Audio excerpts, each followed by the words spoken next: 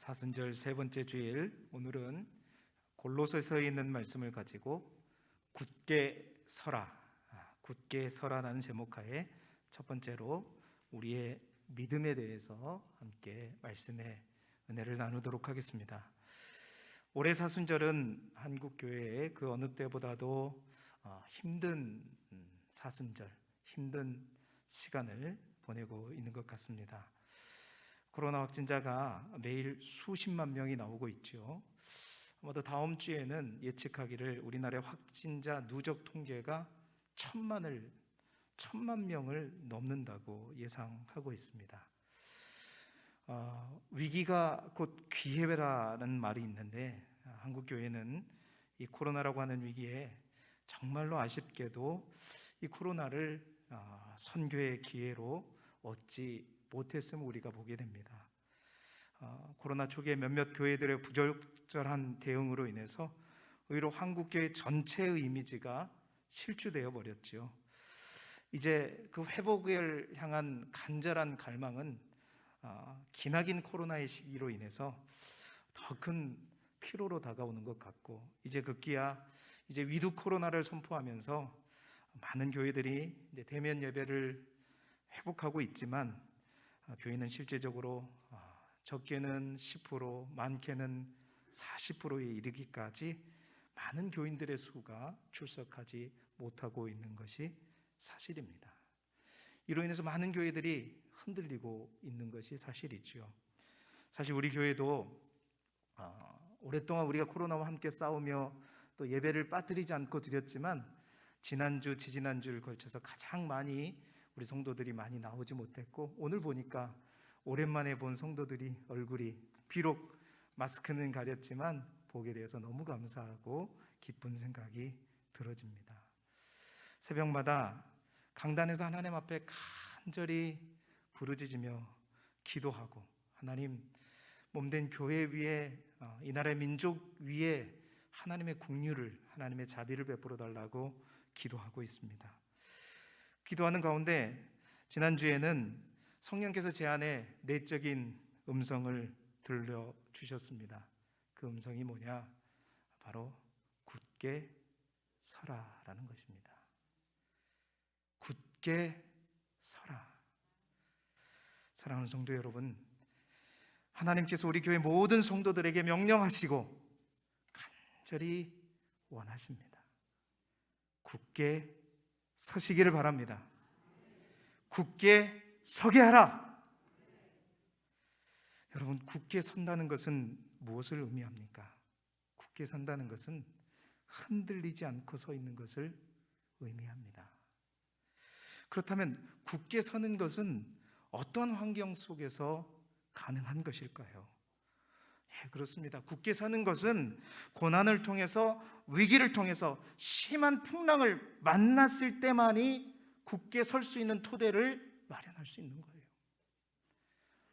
아무런 바람이 불지 않고 편안한데 굳게 서 있을 필요가 없는 겁니다. 편안할 때는, 안정될 때는 우리가 힘있게 굳게 설 필요조차를 느끼지 못하는 거예요. 그렇습니다. 우리의 삶에 닥친 고난과 위기가 없다면 사실은 우리 인간이 얼마나 교만하겠습니까? 고난이 있기에, 우리의 삶 가운데 위기가 있기에 우리는 잃어버렸던 하나님을 다시 찾게 되고, 그 하나님을 다시 붙들게 되고, 그 하나님을 다시 생각하게 되고, 그 속에서 온전케 하시는 그 하나님의 은혜를 누리게 될 줄 믿습니다. 그래서 베드로 사도는 베드로전서 5장 10절 하반절에 이렇게 기록하고 있죠. 잠깐 고난을 당한 너희를 친히 온전하게 하시며 굳건하게 하시며 강하게 하시며 터를 견고하게 하시리라. 아멘. 그렇습니다. 고난을 통해서, 고난을 당한 우리를 통해서 하나님 우리에게 원하시는 것은 우리를 더욱더 온전하게 하시는 것이고, 굳건하게 하시는 것이고, 우리를 강하게 하시는 것이고, 우리의 믿음의 터를 견고하게 하시기 위함이라는 것이죠. 그래서 시편 기자는 고난을 당하는 것이 유익이라고 말씀하였습니다. 시편 119편 71절에 보면 고난을 당하는 것이 내게 유익이라 이로 말미암아 내가 주의 율례를 배우게 되었나이다. 그렇습니다. 고난이 우리의 길을 뚫어줘요. 고난이 우리의 마음의 문을 열어줍니다. 그래서 하나님의 말씀이 말씀으로 들려지고 그것을 통해서 우리를 온전케 하는 것이에요. 욥기서 23장 10절에 뭐라고 얘기합니까? 그러나 내가 가는 길을 그가 아시나니 그가 나를 단련하신 후에는 내가 무엇같이? 순금같이 되어 나오리라. 순금은 적절하고 따끈따끈한 온도에서 나오는 것이 아닙니다. 불과 같은 용광로, 수천 도가 넘는 그 불 속에서 달구어질 때 비로소 진정한 정금과 순금은 나오게 되는 것이지요. 코로나19 팬데믹뿐만 아니라 우리의 삶에 있는 고난과 위기를 통해서 여러분 온전해지시고 굳건해지시고 강해지시고 견고해지시는 저와 여러분이 되시기를 주님의 이름으로 축원합니다. 자, 그렇다면 그 가운데 오늘 첫 번째로 무엇으로 우리가 굳게 서야 될 것인가? 무엇으로 우리가 오늘 굳게 서야 될 것인가? 오늘 성경 골로새서는 에바브라가 세운 교회입니다. 그는 아마도 사도행전 19장에 있는 바울의 제3차 전도 여행 중에 에베소에서 있던 사도 바울의 전도를 받고 아마 골로새에 가서 교회를 개척한 것으로 여겨지죠. 그런데 그 에바브라가 로마의 옥중에 갇혀 있는 사도 바울을 찾아오게 된 것입니다. 그 이유는 개척된 지 얼마 되지 않았지만 벌써 그 골로새 교회가 흔들렸기 때문이에요. 심하게 흔들렸기 때문입니다. 우리가 골로새서를 1장부터 차근차근 읽어보게 되면 어떠한 문제들이 골로새 교회에 있었는지 우리는 알 수가 있죠. 가장 큰 문제는 황제 숭배에 관한 문제였습니다.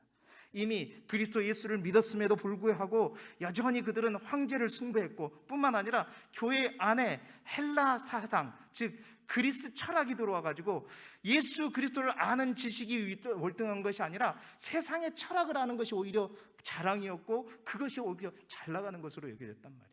뿐만 아니라 영주제의 의단에 의한 금욕주의와 천사를 숭배하는 것, 또 아직도 유대 율법주의를 벗어나지 못한 많은 그리스도인들이 있었기 때문에 여러분 사도 바울은 그런 모든 것들을 하나로 묶어 뭐라고 이 골로새서 얘기하냐면 철학과 헛된 속임수라고 정의하고 있어요.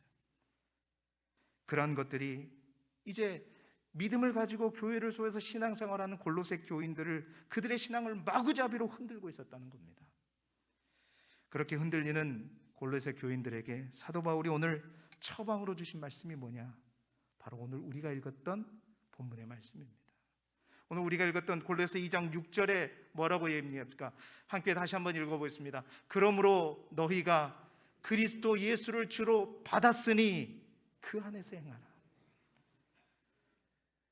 예수를 주로 받았으니 다른 거 찾지 말라는 거예요. 그 예수 그리스도를 주로 받았으니 그 안에서 행하라는 것입니다. 7절도 함께 읽어보겠습니다. 시작. 그 안에 뿌리를 박으며 세움을 받아 교훈을 받은 대로 믿음에 굳게 서서 감사함을 넘치게 하라. 아멘. 이미 예수 그리스도를 너희 안에 받았으니까 오히려 그 예수 그리스도 안에서 행하고 바로 그 안에 뿌리를 박아라. 그리고 그 안에서 그 기초 위에 세워서 그 믿음에 굳게 서기를 바란다. 이 말은 무슨 말입니까? 위기를, 고난을 통해서 믿음을 더욱 굳건히 세우는 기회로 삼으라는 거죠. 그렇게 될 때 오히려 네 교회가, 골로새 교회가 감사함을 누리게 될 것이다 라고 말하고 있습니다. 오늘 이 바울의 처방을 바탕으로 철학과 헛된 속임수가 되었던 코로나19 팬데믹이 되었던 아니면 우리 개인의 문제와 가정의 여러 가지 문제가 되었건 우리가 굳건히 세워야 할 우리의 믿음은 무엇인가? 우리는 어떠한 믿음으로 굳게 서야 되는가? 여러 가지 성경에 있는 말씀을 찾아보면서 우리가 세워야 할 이 위기 시대 때 우리가 세워야 될 믿음에 대해서 함께 말씀의 은혜를 나누기를 원합니다. 첫 번째로 우리가 무엇을 어떤 믿음으로 굳게 서야 되는가? 첫 번째는 구원하실 하나님을 믿어야 한다라는 것입니다. 여러분, 코로나로 인해서 한국교회 많은 것들이 떨어졌다고들 얘기합니다. 가장 먼저는 뭐가 떨어졌다고요? 서두에 말씀드린 것처럼 교인 수가 떨어졌다고 얘기합니다. 갈수록 더욱더 심각해지겠지요. 뿐만 아니라 교인 수가 떨어지다 보니까 재정도 그래요. 도시에 있는 교회들은 평균 30%의 재정이 줄어들었다고 합니다. 심각한 문제일 수 있지요. 그런데 여러분, 더 중요한, 진짜 중요한 게 떨어졌어요. 그런데 이것은 통계에도 잡히지 않지만 진짜 중요한 게 떨어졌어요. 그게 뭐냐? 바로 믿음입니다. 성도들의 믿음이에요. 이건 통계에도 잡히지 않아요. 수치로도 보이지 않습니다. 그러나 진짜 위기는 뭐냐면, 교인 수가 문제가 아니에요. 재정이 문제가 아닙니다. 어떤 사업이 준 게 문제가 아니라 진짜 위기는, 최대 위기는 이 일로 인해서 우리의 믿음이 떨어져 버렸다. 믿음이 식어져 버렸다. 믿음을 가지고 다시 성장하려고 많은 이들이 믿음을 놔버렸다는 거예요. 여러분 기억하십니까? 중세시대에 여러분이 잘 아는 흑사병이라고 들어보셨죠? 여러분, 그 흑사병이 전염병인데 그 흑사병도 사실 발원지가 어디냐면 중국에서부터 출발했거든요. 중국에서 출발해서 몽골을 거쳐서 유럽으로 건너갔는데 그 흑사병으로 인해서 여러분 아시는 분도 아시겠지만 유럽 인구의 30-40%, 3분의 1이 사망을 했어요. 여러분, 그 흑사병이 뭐냐면 바로 쥐로 의해서 옮겨지는 패스트균에 의해서 걸리는 병인데, 왜 흑사병이냐? 그 병에 걸리면 피부가 흑자색이 되어버려요. 그러면서 사람이 죽어버린단 말이에요. 그런데 여러분, 그 흑사병이 유럽을 강타한 이후에, 그 중세 이후에 어떤 사조가 발생했는지 아세요? 그 전까지는 철저하게 로마가 기독교를 공인하기 시작한 이후로부터 로마를 중심으로 해서요, 온 세계가 신본주의였단 말입니다. 하나님을 믿고 사는 기독교가 중심이 되었단 말이에요. 그런데 그 흑사병원에서 유럽의 인구가 30-40%가 죽어가는 것을 보면서 하나님은 도대체 어디 계신가? 그 하나님에 대한 회의가 들기 시작해서, 의문이 들기 시작해서, 그렇게 시작하면서 하나님을 향한 믿음이 떨어지기 시작했죠. 그래서 그 중세가 지나고 난 다음에 생긴 새로운 사조가 뭐냐면, 그동안의 신본주의를 벗어난 뭐예요? 인본주의가 태동하기 시작한 겁니다. 그것을 우리는 휴머니즘이라고 얘기하고, 그 인본주의가 우리의 문화에 반영되면서 그게 르네상스의 운동을 일으키게 된 것이죠. 그렇습니다. 더 큰 문제는 뭐냐? 인원이 중요한 게 아니라, 재정의 문제가 아니라 믿음이 떨어진 거예요. 우리의 믿음이 식어져 버린 것입니다. 벼랑 끝에 몰려가는 한국교회의 믿음은 어떻게 우리가 탈출해야 될까? 다른 게 아니에요. 이미 오늘 성경이 우리에게 말은, 너희가 예수를 주로 받았으니, 그 답은 다른 곳에 있는 게 아니라 우리 안에 있습니다. 이미 예수 그리스도를 우리의 몸에, 우리 안에 있는 그 예수 그리스도를 붙잡고 그 안에서 행하되 그곳에 뿌리를 더욱더 깊게 내려라. 할렐루야. 여러분, 그 안에 뿌리를 내린다는 말은 쉽게 말하면 하나님의 품 안으로 우리가 더 깊숙이 들어가라는 거예요. 더 깊이 뛰어가는 거예요. 혹 하나님은 나를 놓으셔도 나는 결코 하나님을 놓지 않겠다는 그 일사고가의 마음으로 하나님을 붙들라는 겁니다. 그 품 안으로 들어가서 하나님의 심장을 느끼고, 그 하나님께서 우리를 얼마나 사랑하시는지를 깨달아 알고 그 하나님과 더불어 다시 시작하는 거예요. 여러분, 예수님도 하나님의 구원하심에 의문을 갖는 이들을 향해서 마태복음 6장 30절에 뭐라고 말씀하시죠? 우리 함께 읽어볼까요? 시작. 오늘 있다가 내일 아궁이에 던져지는 들풀도 하나님이 이렇게 입히시거든 하물며 너희일까 보냐, 믿음이 작은 자들아. 아멘. 너희일까 보냐, 믿음이 작은 자들아. 사랑하는 성도 여러분, 어떻게 들불과 우리를 비교하겠습니까? 어떻게 공중에 나는 새와 우리를 비교하겠습니까? 하나님은 우리의 아버지가 되시고 우리는 하나님의 자녀된 자입니다. 그 하나님께서 저 들풀도 입히시고 공중에 사는 새도 먹이시는 그 하나님이 어떻게 우리를 내버려 두겠습니까? 하물며 너희일까 보냐 믿음이 작은 자들아. 여러분, 우리의 믿음이 작아지지 않기를 주님의 이름으로 축원합니다. 축원합니다. 이스라엘 백성들을 향해서 이스라엘 백성들이 그랬죠. 하나님이 나를 버리셨다, 하나님이 나를 잊으셨다 할 때 하나님께서 이사야 선지자를 통해서 뭐라고 말씀하셨어요? 이사야 49장 15절 16절 여인이 어찌 그 젖 먹는 자식을 잊겠으며 자기 태에서 난 아들을 긍휼히 여기지 않겠느냐. 그들은 혹시 잊을지라도 나는 너를 잊지 아니할 것이다. 내가 너를 내 손바닥에 새겼고 너의 성벽이 항상 내 앞에 있다. 여러분, 어머니, 젖을 먹이는 어머니는 자식을 혹시 잊을지 몰라도 나는 너희를 잊지 않겠다 말씀하셨어요. 내가 태어난, 내가 낳은 그 아들을 내가 긍휼히 여기겠다 말씀하셨습니다. 그들은 잊을지라도 나는 너를 잊지 않겠다. 여러분, 손바닥이 무엇을 의미한다고 했죠? 우리 몸에서 정말 가장 잘 보이는 부분, 그러니까 항상 보이는 부분, 그게 손바닥이잖아요. 하나님은 손바닥에 우리를 새겼다고 얘기합니다. 그리고 항상 너의 성벽이 항상 내 앞에 있단 말은 항상 하나님께서 우리를 지켜보고 계신다라는 것이죠. 거듭 이사야 선지자는 46장 3절 4절에도 이렇게 말하고 있습니다. 야곱의 집이여 이스라엘 집에 남은 모든 자여 내게 들을지어다. 배에서 태어남으로부터 내게 안겼고 태에서 남으로부터 내게 업힌 너희여, 너희가 노년에 이르기까지 내가 그리하겠고 백발이 되기까지 내가 너희를 품을 것이라. 내가 지었은즉 내가 업을 것이요 내가 품고 구하여 내리라. 이것은 주님의 말씀입니다. 하나님의 소리예요.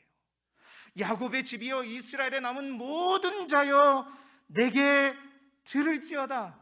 하나님은 어떤 소리를 들으라고 얘기하십니까? 세상에 저 많은 사람들의 불신의 소리, 땅의 소리, 현실의 소리, 세상의 소리, 상황의 소리, 문제의 소리, 그런 소리에 듣지 말고 이 험난한 이 환난의 가운데서도 나의 소리를 들어라. 여러분, 그 소리는 어떤 소리입니까?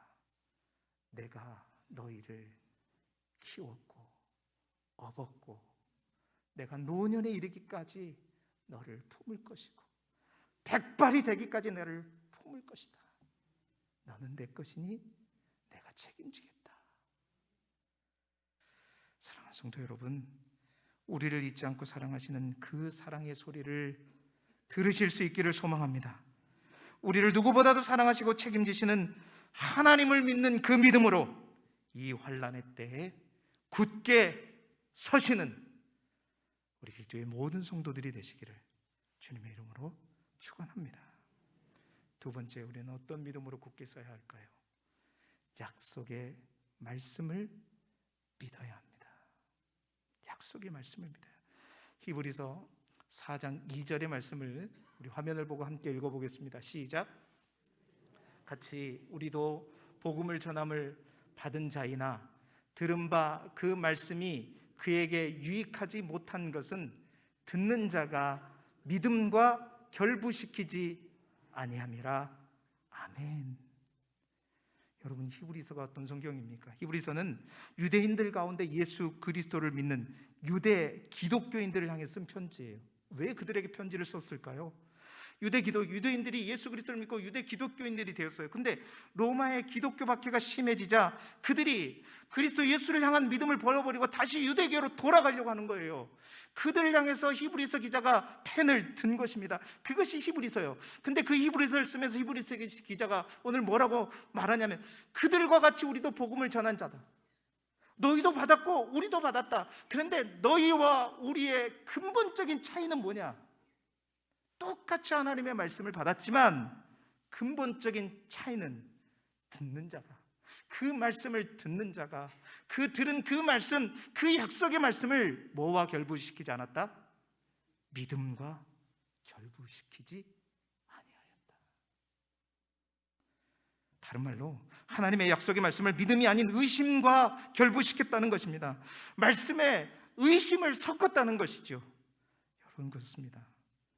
눈에 보이지 않더라도 그 약속을 믿을 때, 그 믿음으로 약속의 말씀을 붙들 때, 여러분, 하나님의 역사는 그 보이지 않는 그것이 현실이 될 줄 믿습니다.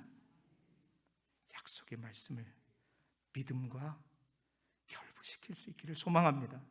약속의 말씀을 무엇과 결부시키냐? 그것은 어느 때에 가장 분명하게 나뉘는가? 바로 우리의 인생 가운데 고난을 당하거나 위기에 처했을 때 확연하게 갈라지는 거예요. 분명하게 드러납니다. 아, 저 사람이 그 말씀에 믿음을 결부시키는지 아니면 의심을 결부시키는지가 평상시 때는 드러나지 않아요. 어느 때? 위기가 찾아왔을 때, 우리 가운데 고난이 왔을 때, 그때 분명하게 갈라지는 거예요. 여러분, 성경은 하나님의 약속으로 가득한 책입니다. 어떤 학자는 성경에 약 3만 개의 하나님의 약속이 있다고 그래요. 굉장히 좀 다소 많다라는 생각이 들지만, 이 말은 우리가 알지 못하는 하나님의 약속들이, 저도 마찬가지고 여러분도 마찬가지고 수백 가지 수천 가지가 하나님의 말씀 속에 있다는 것입니다. 하나님의 그 약속에 대해서, 그 하나님의 약속을 신뢰함에 있어서 로마서는 사도 바울은 로마서를 통해서 아브라함의 영적인 성공이 하나님의 약속을 알고 그 약속을 끝까지 믿는 믿음에 의해서 그가 영적인 성공을 거둘 수 있었다라고 사도 바울은 얘기합니다. 여러분, 아브라함의 믿음이 어떤 믿음입니까? 한마디로 그의 믿음은 약속을 믿는 믿음이었습니다. 인간적으로 생각하면 하나님의 약속의 말씀들이 도대체 이해가 되지 않고 이치에 맞지 않았습니다. 그러나 하나님의 그 약속을 믿고 그는 그대로 순종했을 때 하나님의 약속의 말씀들이 그대로 그의 인생 가운데 성취되었다고 로마서에서는 기록하고 있지요. 갈대아 우르세요, 가나안 땅에 아무것도 보이지 않았지만 그는 약속의 말씀을 붙들고 출발했고 도착했습니다. 뿐만 아니라 불가능한 그 가운데에서도 삐걱거렸지만 그는 결국 하나님의 약속의 말씀을 붙들고 약속의 아들을 받았습니다. 뿐만 아니라 그 아들을 통해서 수많은 후손들도 주셨지요. 또 번제로 드리려고 했던 그 아들 다시 하나님 주셨고, 그 아들과 그 씨를 통해서 약속하신 대로 열국의 아버지, 믿음의 조상이 되었지요. 여러분, 믿음은 무엇입니까? 믿음은 하나님의 약속을 그대로 믿는 것입니다. 하나님의 약속을 우리의 믿음과 결부시킬 때 그것이 온전한 믿음의 사람으로 성장하는 거예요. 그러나 반대로 약속의 말씀을 잊어버리고 믿지 못할 때 결국 어떠한 현상이 일어나는가? 약속의 말씀을 의심과 결부시킬 때 나타나는 대표적인 현상이 뭐냐면 원망이 나옵니다. 불평이 나오게 돼요. 그리고 그 원망과 불평을 하다 보면 결국 그 모든 상황을 누구 탓으로 돌리는 거예요? 하나님 탓으로 돌리는 거죠. 그러다 보면 그의 믿음이 떨어질 수밖에 없는 것입니다. 여러분, 이스라엘 백성들이 출애굽해서 가나안 땅을 향해 가는 과정 속에서 그들이 보여주는 태도가 바로 그 모습입니다. 하나님은 애굽에서 노예 생활하는 이스라엘 백성들을 불쌍히 여기시고 그들을 구원하시기를 원하셨죠. 그래서 그들에게 약속하셨습니다. 내가 너희를 젖과 꿀이 흐르는 땅으로 인도하리라. 그 땅을 영원한 기업으로 너희에게 주리라 약속하셨습니다. 그러나 이스라엘 백성들은 눈앞에 내인 여러 가지 문제와 그 상황으로 인해서 당장 눈앞에 먹을 물이 없고, 당장 눈앞에 먹을 양식이 없고, 또 애굽의 군사들이 쫓아올 때마다 그들은 항상 원망했고 항상 불평했고 항상 낙심했어요. 근본적인 이유가 뭐냐? 약속을 잊어버렸기 때문입니다. 하나님의 약속을 까먹었기 때문이에요. 그 약속을 믿음과 결부시켜서 그 약속의 말씀을 소망으로 삼고 살아가지 않았기 때문입니다. 그래서 그들은 항상 낙심했죠. 그러면서 그 이스라엘 백성들이 하나님을 얼마나 노엽게 하고 진노하게 했는가? 그래서 출애굽 1세대들이 광야에서 다 죽게 된 것 아닙니까? 사랑하는 성도 여러분, 지금은 그 어느 때보다도 약속의 말씀을 믿음으로 붙들어야 할 때인 줄 믿습니다. 정말 이 코로나19 시대 때 그런 의미에서 우리가 작년에 말씀 대행진 했는데요, 말씀 대행진이 끝났다고 해서 말씀을 내려놓는 것이 아니라 더욱더 여러분 하나님의 말씀을 더욱더 간절히 붙잡을 수 있기를 소망합니다. 가까이 하시기를 바라요. 왜? 말씀이 생명이기 때문입니다. 그 말씀의 생명이 우리 안에 공급될 때, 그 생명이 우리 안에 들어올 때 우리가 살아나게 되는 거예요. 그리고 그 말씀을 통해 우리가 영적으로 성장할 뿐만 아니라 그 말씀, 그 약속의 말씀이 이 어려운 가운데 우리가 싸워야 될 때 우리의 영적인 무기가 되는 것이고, 그리고 그 말씀이 우리의 소망이 되고 우리의 삶의 등불이 되기 때문이에요. 스펄전이라고 하는 학자가 믿음의 체크북을 통해서 항상 그는 하나님의 약속 한 가지를 묵상했다고 합니다. 그는 그의 책에서 이렇게 말해요. 하나님의 약속은 수표책과 같아. 그것은 좋은 것을 받아 누릴 줄 아는 신자들에게만 주어지는 것이다. 그들은 수표를 다루듯이 약속을 현찰과 같이 취급한다. 여러분, 스펄전은 수표와 현찰에 비유해서 하나님의 약속의 말씀이 비록 현찰처럼 돈처럼 여겨지지 않으면 돈과 동일한 역할을 가진 수표와 같은 역할을 한다고 말하고 있어요. 그 현찰, 그 수표가 현찰이 되는, 다소 세속적으로 불리지만 이거는 현실적인 해석입니다. 그 수표가 믿음과 결부시켜지면 그게 뭐가 된다는 거예요. 결국은 사람들이 그렇게 좋아하는 현찰이 될 수 있다는 거예요. 그러니까 믿음의 사람들은 날마다 그 사표를 들고, 수표라는 책을, 약속의 말씀을 들고 항상 그것이 현찰처럼 생각하고 살아간다는 거예요. 돈이라고 그러니까 다 좋으시죠. 여러분, 하나님이 주신 수표를 잘 사용하고 계십니까? 사랑하는 성도 여러분, 하나님의 약속, 말씀 없이 우리의 의지로 할 수 없는 것입니다. 환난의 때에 말씀을 더욱더 읽고 그 말씀을 더욱더 깊이 붙들고 여러분이 더욱 믿음에 굳게 서서 감사함이 넘치는 우리 길쭉의 성도들이 될 수 있기를 주님의 이름으로 축원합니다. 마지막 세 번째로 우리는 어떠한 믿음으로 굳게 서야 할까요? 하나님의 방법을 믿어야 합니다. 여러분, 힘들고 어려운 시기에 정말 우리에게 꼭 있어야 하는 또 하나의 믿음이 뭐냐? 바로 하나님의 방법임을 믿어야 합니다. 사람들은 하나님을 믿으면서도 전적으로 믿지 못한 때가 굉장히 많아요. 왜인가? 왜 하나님을 전적으로 믿지 못하냐? 하나님이 일하시는 방법이 내가 생각하는 방법, 내가 원하는 방법과 다르기 때문에 믿지 못하는 거예요. 어떤 문제로 정말 고생하고 있고 아파하고 힘들어하고 있어요. 그런데 그것이 물질적인 문제일 수 있고 관계적인 문제일 수 있고 또한 우리의 건강의 문제일 수도 있어요. 그런데 하나님은 그런 나의 문제에 전혀 관심이 없으신 것 같아요. 내가 아침마다 새벽마다 밤마다 전혀 간절히 부르짖고 하나님 앞에 기도해도 아무것도 호전되지 않아요. 그래서 그것으로 인해서 더욱더 좌절하고 낙심하게 되죠. 이 또한 결국은 나 때문에 나의 잘못으로 생긴 모든 문제들, 이게 하나님께서 응답하지 않아 결국 누구에게 원망하는 거예요? 나를 원망하는 것이 아니라 결국 다 하나님 탓으로 돌리게 되는 거죠. 그러나 여러분, 우리의 색담에도 그런 말이 있죠.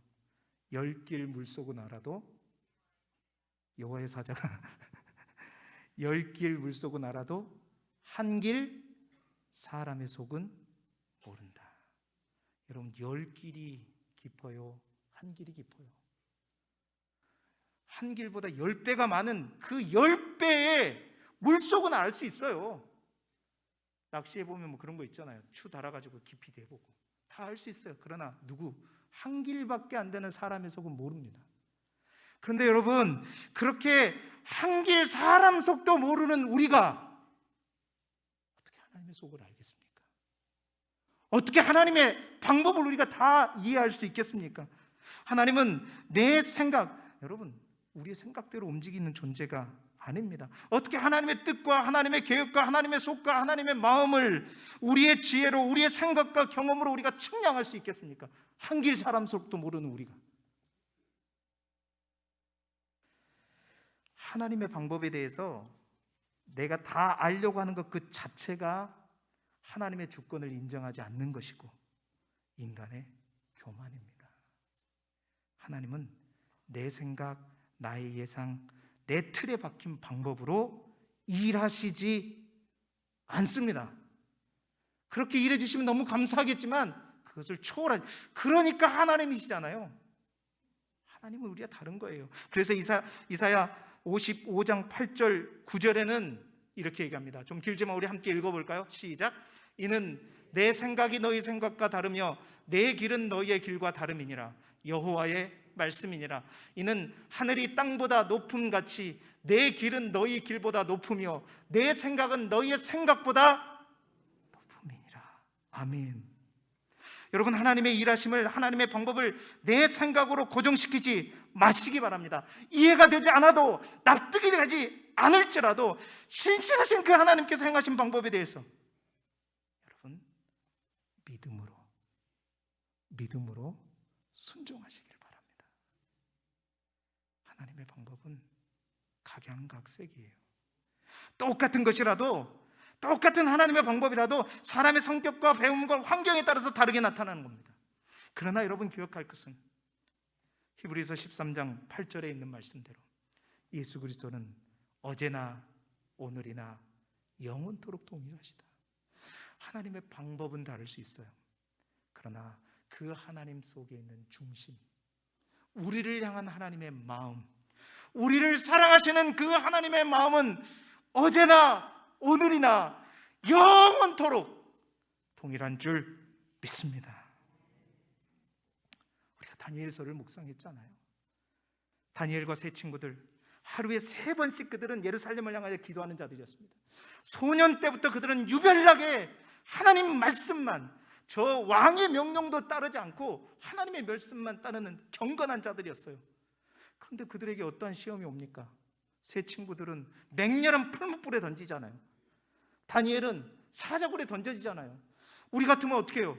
하나님, 우리가 이렇게 기도하고 이렇게 경건하게 살고 이렇게 하나님 앞에 정말 하나님의 말씀만 의지하고 살았으면 왜 하나님 맹렬한 풀무불까지 가게 하십니까? 왜 사자굴에 던지게 하십니까? 그 전에 나를 구원해 주시고 그 전에 나를 그것부터 다 피해가게 하셔야죠. 그러나 여러분, 다니엘의 세 친구들은 그 열국의 저항 앞에 이렇게 대답합니다. 다니엘서 3장 17절 18절. 왕이여, 우리가 섬기는 하나님이 계신다면 우리를 맹렬히 타는 풀무불 가운데 능히 건져내시겠고 왕의 손에서도 건져내실 것입니다.